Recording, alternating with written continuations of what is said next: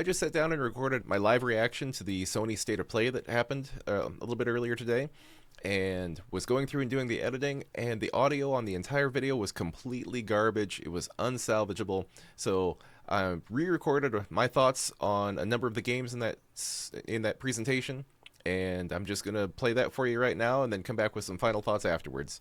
So here is my impressions of the Sony State of Play from February 12th, 2025. Let's watch. So there were a lot of games at that Sony State of Play today, and I'm not going to go over all of them. I just mostly want to talk for a few minutes about some of the ones that were most interesting to me. Personally, the show in its entirety just wasn't as good as the last one they did, and even though there were a ton of great games displayed here, a lot of them just weren't really interesting to me necessarily, or things that I would get super excited about.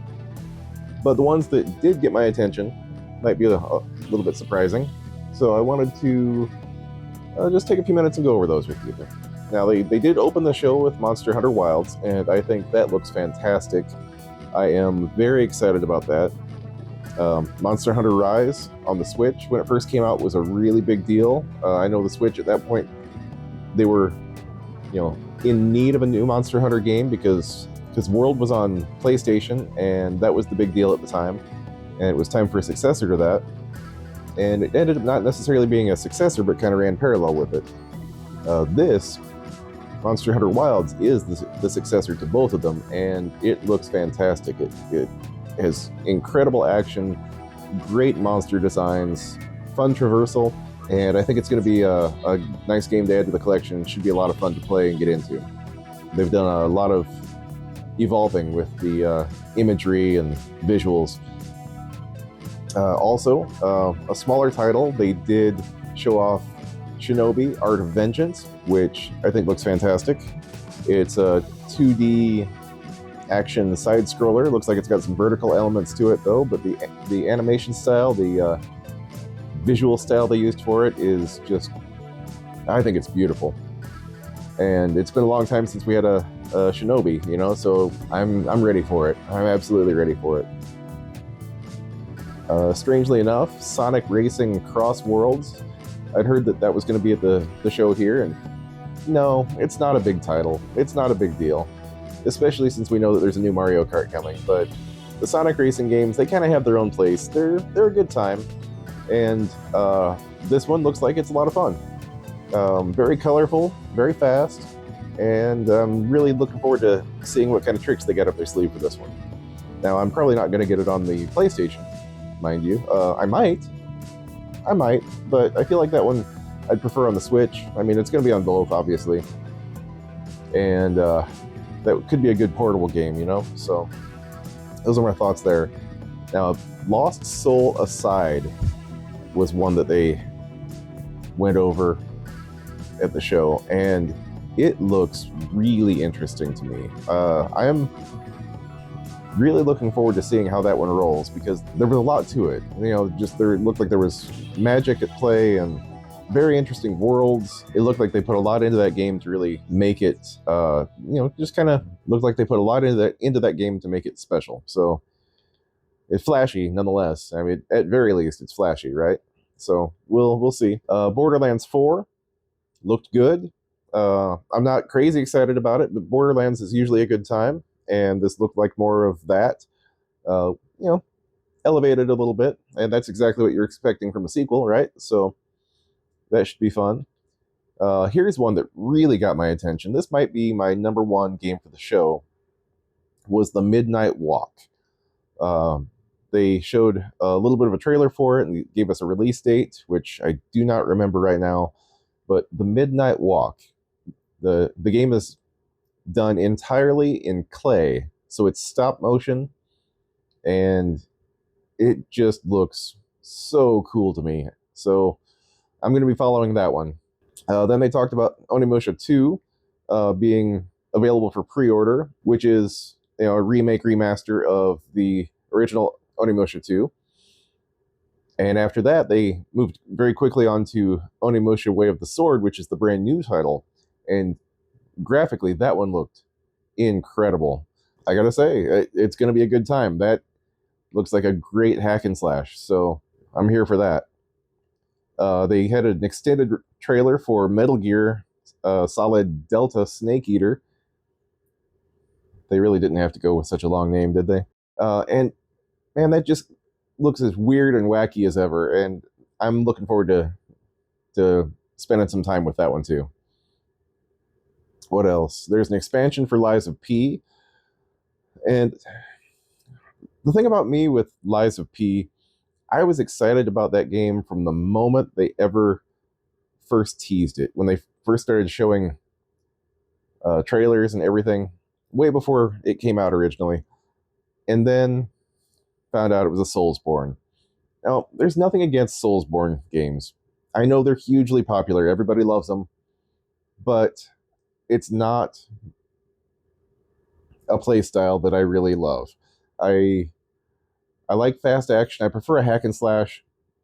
I don't like something that I have to spend an hour on a single boss as I fight them over and over and get good. Uh, the frustration isn't fun for me. And that's fine. It's a genre that is great for a lot of other people. I am still looking forward to getting Elden Ring and diving into that. I think that could be a lot more accessible because of all the different paths you can take and different areas you can go to. So if one battle isn't working for you, you can go find another one somewhere else. I'm excited about that. I can't believe I haven't given that one time yet, but there's only so much time. But anyway, Lies of P, they're doing an expansion on that, which looks really good. It's a beautiful looking game. So much so that I probably will end up trying it out. But it just depends on if that frustration kicks in, then I won't last long with it. Now, the studio that brought us Returnal was promoting a new game called Saros at this event, and it looks fantastic. And it also really seemed like they were taking everything that they'd learned from creating Returnal and just amping it up. I think this game is going to be a big hit. People are going to love it. I know Returnal did pretty well and was popular, but I guess we'll just have to wait and see. And then right towards the end of the show, one of the last things they did that I really found interesting was called Dreams of Another. And that game is very, very strange visually, which I think is the reason I liked it. And the premise of the game is using destruction to create creation. They showed a guy running around with like a machine gun blowing up a somewhat abstract environment, and then all these cubes and squares that were kind of like pixels or voxels were coalescing into something less abstract and more real world. So the idea of running around destroying abstractness to create order, I think is such an inverse concept that it's got my attention. So I'm going to be keeping an eye on that one. But other than that, that's pretty much the show, at least for the titles that had my attention. All right, well, that was the Sony State of Play, and there were a lot of games at that show. It was 3 minutes, something like that. They announced a lot of stuff that was coming out later this year and some things next year. And they confirmed a bunch of other things, gave us some release dates on some existing titles we already knew about. And I hate to say it, but even though there was a lot of really cool looking stuff there wasn't really much that made me really excited to jump in and play one of them. I don't know if I was just expecting some other things to be at the show, or what exactly.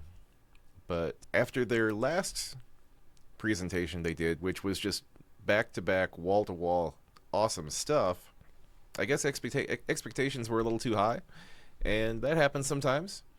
Yeah, that must be it. We're going to chalk it up to that. I just had expectations a little bit too high. And that's okay. That's not to say that the stuff they showed was bad. I think a lot of it looked fantastic. But a lot of it just wasn't made for me. It was probably made for you or someone else, and that's fine too. That's why there are so many different types of games, because there's so many different types of gamers out there.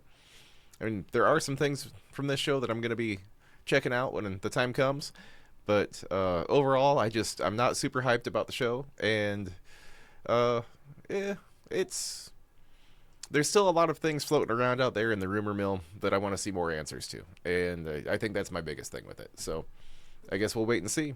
That was the PlayStation State of Play for February 12th, 2025, and a few of my own personal thoughts on the matter. I hope you guys enjoyed it. It was fun to watch nonetheless, even if it wasn't super exciting. So thanks for stopping by. Have a great day.